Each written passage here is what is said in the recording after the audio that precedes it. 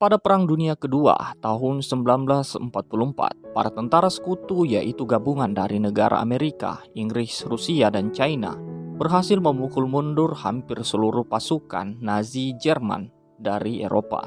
Di kota Zeeland, Belanda, setelah Nazi pergi, wali kota memerintahkan seluruh stafnya untuk membuang dokumen-dokumen tentang Jerman. Ketika yang lain sedang sibuk, salah satu staf yang bernama Tens pergi ke ruangan wali kota. Di dalam sana, wali kota menyindir kenapa keluarga Tens tak ikut pergi saja bersama para tentara Nazi Jerman karena ayah Tens selama ini berada di pihak Nazi. Sambil emosi, Tens menjawab bahwa sebagai seorang dokter, ayahnya punya kewajiban menolong semua orang meski orang itu adalah pembunuh. Selesai bekerja, Tens pergi ke sebuah toko kue milik sahabatnya yang bernama Yana dan mengajaknya melihat kepergian tentara Nazi dari perbatasan kota. Sepanjang jalan, para warga terlihat sangat bahagia. Kini mereka telah bebas. Adik laki-laki Tens bernama Dirk juga ada di sana, sedang memfoto setiap tentara Nazi yang lewat. Karena merasa direndahkan, salah satu tentara Nazi lalu membuang kameranya. Dirk yang kesal pun balik membalas dengan melempar sebuah batu ke mobil tentara Nazi.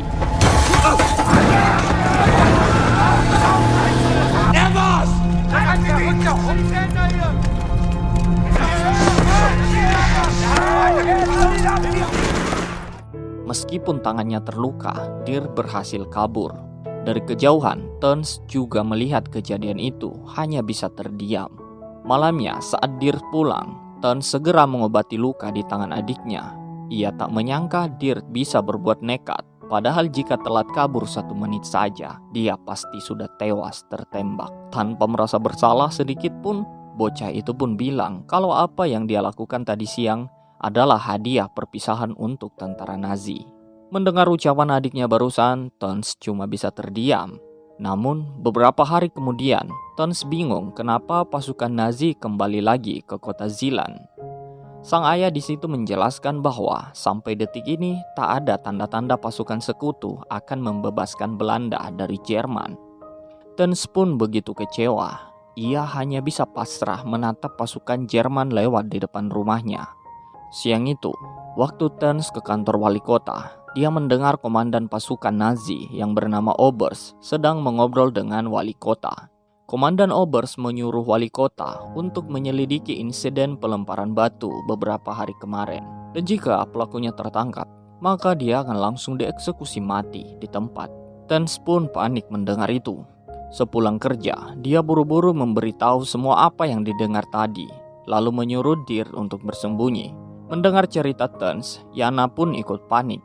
Sebenarnya, Yana tahu tempat persembunyian yang aman di wilayah sini, tapi dia harus membicarakan dulu pada temannya sebelum membawa Dirk ke sana. Di sisi lain, di kota Narva, Rusia, sedang terjadi peperangan sengit antara pasukan Rusia melawan Nazi Jerman. Di antara pasukan Nazi itu, ada satu tentara yang berasal dari Belanda, yaitu Marinus. Pada perang tersebut, Rusia berhasil membuat Jerman terpojok.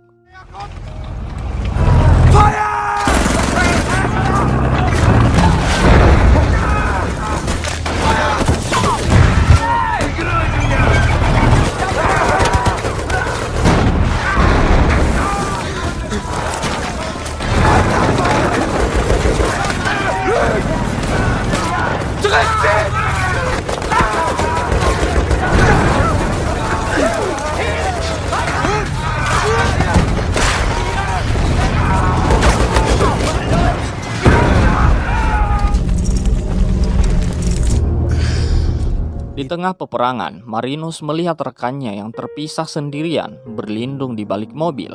Ketika Marinus ingin menolongnya, mendadak tank Rusia datang menyerang. Meski berhasil diselamatkan, namun dahsyatnya peperangan ini benar-benar membuat psikologi mereka hancur. Sambil ketakutan, rekan Marinus itu pun memutuskan untuk bunuh diri. Marinus benar-benar syok.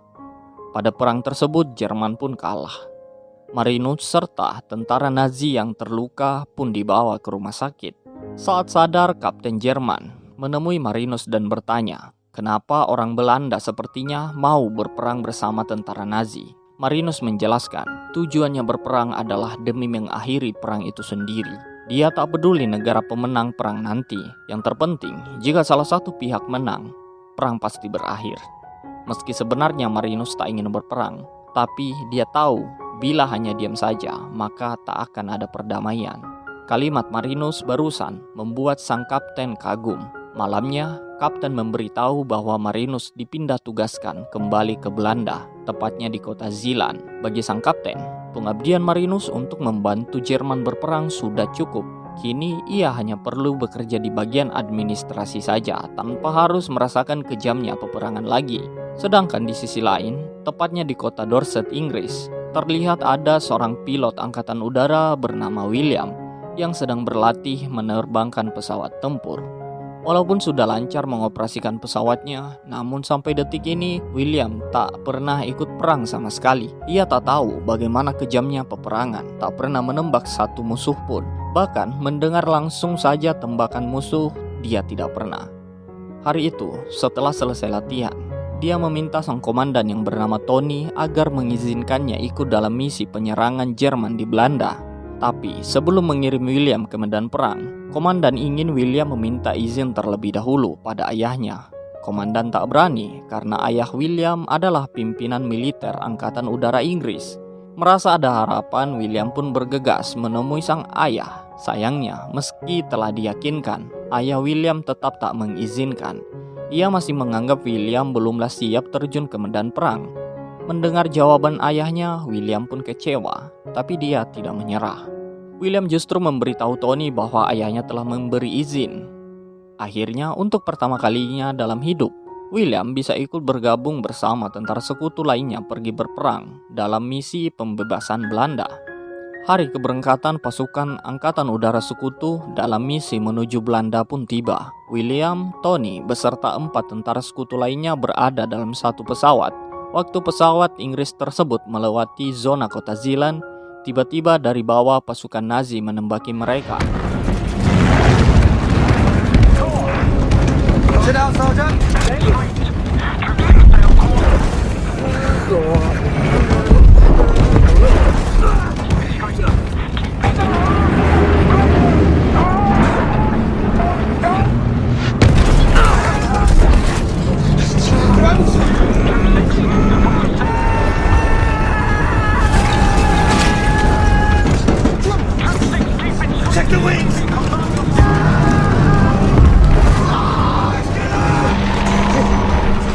Akibatnya, serangan barusan membuat sayap pesawat rusak. Mau tidak mau, William terpaksa mendaratkan pesawatnya.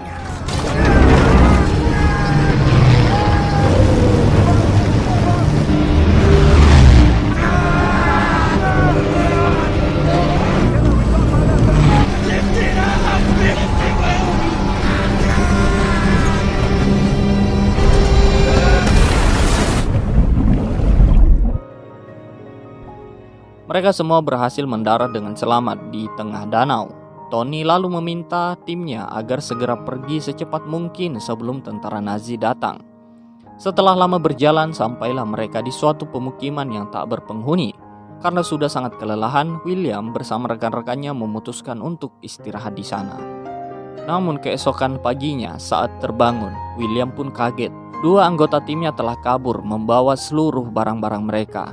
Tony di situ mencoba menenangkan. Walaupun dia sendiri sadar sudah tidak ada harapan untuk selamat, apalagi kondisinya sekarang sedang terluka parah. Namun Tony yakin masih ada harapan bagi kedua anak buahnya itu untuk selamat. Ia pun kemudian menyuruh mereka untuk mencari perahu di sekitar danau. Sayangnya, meski telah lama mencari, William pun tak berhasil menemukan satu perahu pun. Dengan putus asa mereka berdua kembali. Sesampainya di sana terlihat sudah ada perahu karet di depan pintu dan terdengar 2 tentara Nazi yang sedang menginterogasi Tony. Waktu salah satu tentara Nazi tersebut keluar, William langsung menodongkan senjata ke arahnya.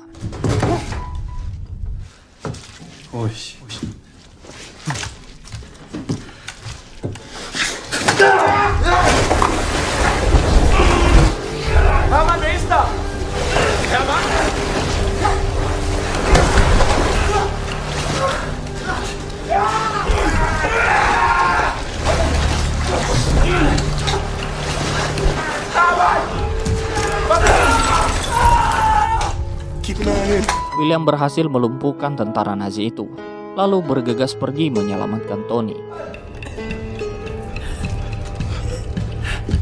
It doesn't matter what happens, just shoot.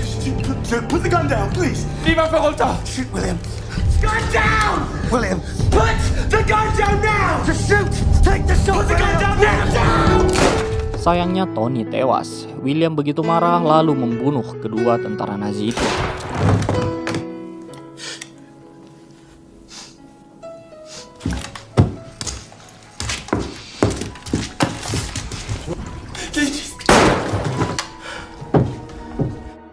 Ketika ingin melanjutkan perjalanan, rekannya menolak ikut. Ia berpikir, pergi atau tinggal di sini, nasib mereka tetaplah sama seperti Tony. Ujung-ujungnya mereka akan tertangkap tentara Nazi, kemudian dieksekusi mati. Tapi William tak peduli, walaupun harapan selamat sangatlah kecil. Dia tetap tak akan menyerah untuk mencari bantuan. William akhirnya melanjutkan perjalanan sendirian. Di sisi lain, di kota Zeeland, Tons melihat Komandan Oberst bersama anak buahnya datang ke rumah. Dengan panik, dia buru-buru menyuruh Dirk untuk bersembunyi di ruang bawah tanah. Saat membuka pintu, Komandan Oberst meminta ayah Tons yang seorang dokter untuk mengobati luka di kakinya. Tapi meski sudah diberitahu kalau ayahnya sedang tak ada di rumah, Komandan Oberst tetap memaksa menunggu sampai ayah Tons pulang. Selama menunggu, Tons sangat gelisah. Ia takut anak buah Komandan Oberst memeriksa ruang bawah tanah. Beruntung sebelum para tentara Nazi itu curiga, sang ayah pun pulang. Selesai diobati, Komandan Oberst memberitahu kalau sekarang dia sedang mencari bocah laki-laki yang beberapa hari lalu melempar batu ke rombongan pasukan Nazi. Untungnya, karena selama ini ayah Tons telah banyak membantu tentara Nazi, maka Komandan Oberst tak mencurigai keluarganya. Ia hanya meminta Dirk untuk melapor ke kantor besok. Mendengar itu, Tons pun panik. Malamnya dia dan Dirk menceritakan semua pada sang ayah. Ayah Tons mencoba menenangkan mereka berdua dengan mengatakan kalau semua akan baik-baik saja. Ayah Tons berencana bicara langsung kepada Komandan Oberst agar hukumannya diringankan. Karena sepintar apapun Dirk bersembunyi, suatu saat nanti tentara Nazi akan menemukannya. Jadi lebih baik mereka mengaku dari sekarang. Keesokan harinya, Tons bersama ayahnya pergi ke kantor Komandan Oberst. Dalam ruangan itu ternyata juga ada Marinus yang kini bekerja di bagian administrasi. Setelah mengakui perbuatan anaknya, ayah Tons pun terus memohon agar hukumannya diringankan. Karena kasihan, Komandan Oberst pun memutuskan untuk mengganti hukuman Dirk menjadi penjara seumur hidup. Dan siang itu juga Dirk dibawa oleh tentara Nazi. Beberapa hari berlalu ketika Marinus berjalan di lorong kantor. Tiba-tiba terdengar suara teriakan seseorang. Saat diperiksa, dia kaget melihat dua tentara Nazi sedang menyiksa Dirk. Marinus sebenarnya kasihan, tapi karena tak ingin mendapat masalah, dia pun pergi dari sana. Di sore hari, Marinus diperintahkan untuk mencari alamat orang-orang di daftar yang sudah dibuat. Daftar itu adalah daftar yang didapat dari hasil menginterogasi Dirk tadi. Dia mendapat informasi bahwa beberapa bocah laki-laki di kota Zeeland telah membentuk kelompok pemberontak untuk melawan Jerman. Laporan barusan membuat Oberst murka. Ia lalu memerintahkan untuk mengeksekusi mati seluruh anggota pemberontak, termasuk Dirk. Marinus di situ sangat kaget. Ia tak menyangka Oberst akan melanggar janjinya pada ayah Tons. Waktu istirahat, Marinus buru-buru menemui Tons di kantor wali kota, kemudian menceritakan apa yang dia dengar tadi. Di tengah obrolan ada tentara Nazi yang lewat dan tak sengaja mendengar pembicaraan mereka berdua. Selesai istirahat, saat kembali ke ruang kerja, Komandan Oberst melarangnya untuk duduk. Ia kecewa Marinus berkhianat memberitahu kabar eksekusi mati kepada Tons. Komandan Oberst pun memutuskan untuk mengirim Marinus kembali ke medan perang. Namun sebelum pergi, Marinus bersama tentara Nazi yang lain diperintahkan untuk mengeksekusi mati para pemberontak.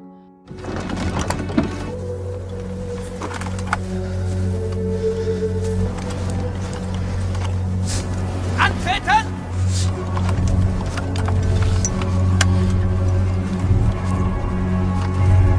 Legt! Feuer!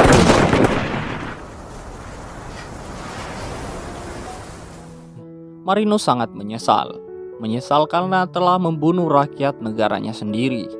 Dulu Marinus tak peduli siapa negara yang menang atau kalah perang. Sekarang dia baru sadar, selama ini dia berada di pihak yang salah. Sayangnya semua sudah terlambat. Bila Marinus memilih keluar dari Nazi, maka dia juga akan dibunuh seperti Dirk. Sementara di rumah, Tens menangis sambil bercerita pada ayahnya tentang kabar yang dia dengar dari Marinus tadi. Mendengar kabar tersebut, sang ayah pun syok. Awalnya, ayah Tens masih tak percaya dan menanggapi ini cuma kesalahpahaman saja. Tapi ketika dia bertanya langsung pada Komandan Oberst, dia cuma pergi tanpa memberikan jawaban sama sekali. Hati ayah Tens pun pecah. Ia menyesal kenapa waktu itu ia tak menyuruh Dirk lari saja, namun justru memilih untuk mengemis pada orang yang salah. Kini dia hanya bisa menangisi kematian putranya. Sedangkan Tens pergi menemui Yana. Ternyata Yana sudah tahu tentang eksekusi mati Dirk. Yana mengajak Tens ke dapur. Di dapur, Tens dipertemukan dengan seseorang pria yang sedang terluka. Pria tersebut mengatakan kalau dia dan Yana juga adalah anggota kelompok pemberontak. Dia memohon agar Tens mau pergi bersama Yana ke markas pasukan sekutu yang berada di seberang kota Zilan untuk memberikan peta titik-titik lokasi di mana aja markas tentara Nazi, serta memberitahu bahwa pihak Nazi telah menyiapkan jebakan di sepanjang jalan menuju kota Zilan. Sekarang satu-satunya harapan hanyalah tinggal Yana dan Tens. Tanpa pikir panjang, mereka berdua bersedia mengantar peta itu. Sepanjang jalan, mereka hanya terus berjalan tanpa bicara sepatah kata pun. Hingga malamnya tiba. Tibalah mereka berdua di sebuah sungai. Tapi waktu ingin menyeberang, dari kejauhan mendadak patroli Nazi menyerang.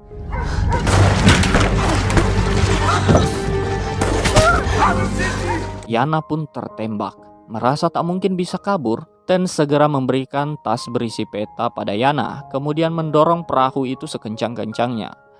Tepat saat perahu mulai menjauh, tentara Nazi pun datang, lalu menangkap Tens. Paginya, setelah berhari-hari mengarungi danau, William akhirnya sampai di kota tempat markas sekutu berada. Saat sedang berjalan, dia melihat ada mobil patroli tentara sekutu dari Kanada lewat. William pun ikut bersama rombongan itu. Sesampai di markas, William pun bergabung dengan tentara sekutu yang lain. Salah satu tentara di situ menyuruh William untuk bersiap-siap karena besok pagi mereka akan memulai serangan. Dan keesokan harinya, misi pasukan sekutu dalam pembebasan kota Zilan pun dimulai.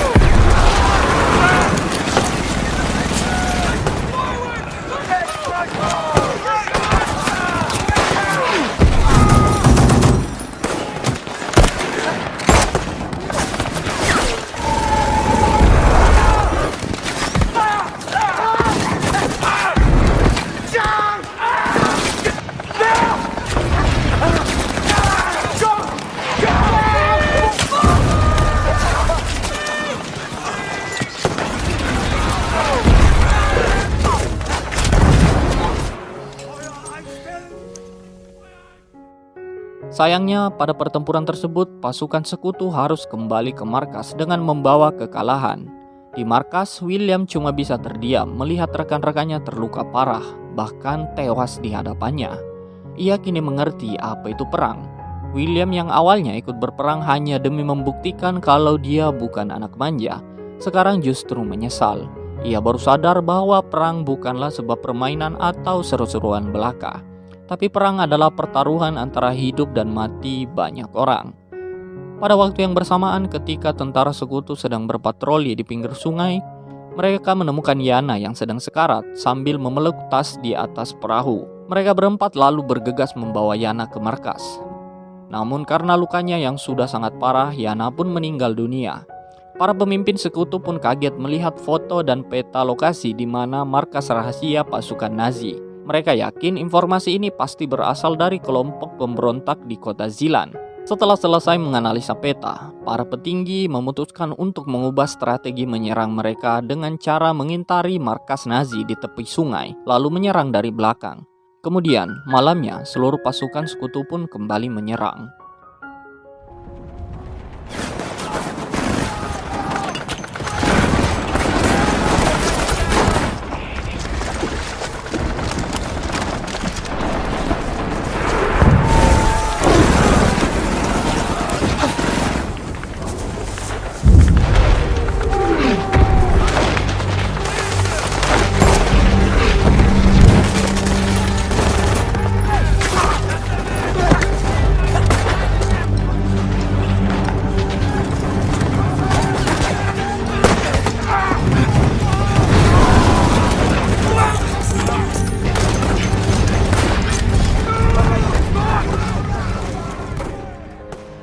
Jerman pun terpojok. William mencoba menyusuri markas tentara Nazi tersebut. Lalu dari belakang Marinus muncul menodongkan pistol. William di situ sangat ketakutan. Namun bukannya menembak, Marinus hanya terdiam menatap dengan mata berkaca-kaca, seakan dia sudah muak dengan semua peperangan ini. Yang dia inginkan hanyalah hidup damai tanpa harus ada korban yang berjatuhan lagi. Marinus pergi meninggalkan William. Bersama dengan terbitnya mentari pagi, perang pun berakhir. Pasukan sekutu berhasil memukul mundur pasukan Jerman. Para tentara Jerman yang tersisa kemudian kabur ke kota Zilan. Tapi baru saja sampai, pasukan sekutu langsung kembali membombardir mereka. Sementara itu, di dalam penjara, Tons kaget mendengar ada banyak sekali suara ledakan di luar sana. Salah satu pimpinan Nazi pun datang, lalu menghajar Tons. Ia yakin Tonslah yang membocorkan informasi tentang rencana jebakan Nazi pada pihak sekutu. Ketika Tons akan dibunuh, dari belakang Marinus datang menusuk pimpinan Nazi tersebut.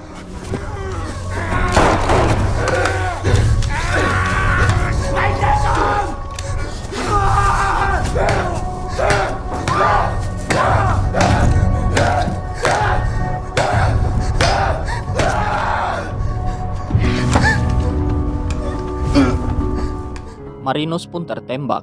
Tons mencoba untuk menolong, tapi sekeras apapun dia berusaha, luka Marinus sudah terlalu parah. Tak lama kemudian, William bersama tentara sekutu lainnya pun datang.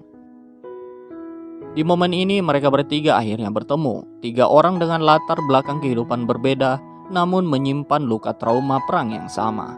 Sayangnya, sebelum sempat menyapa, Marinus pun meninggal dunia, tepat di hadapan mereka berdua. Tanpa mengucap sepatah kata apapun, Tons dan William kembali pergi dari sana, pergi melanjutkan perjuangan mereka. Come back tomorrow. You know it's not enough that I can make you laugh. Why try to borrow?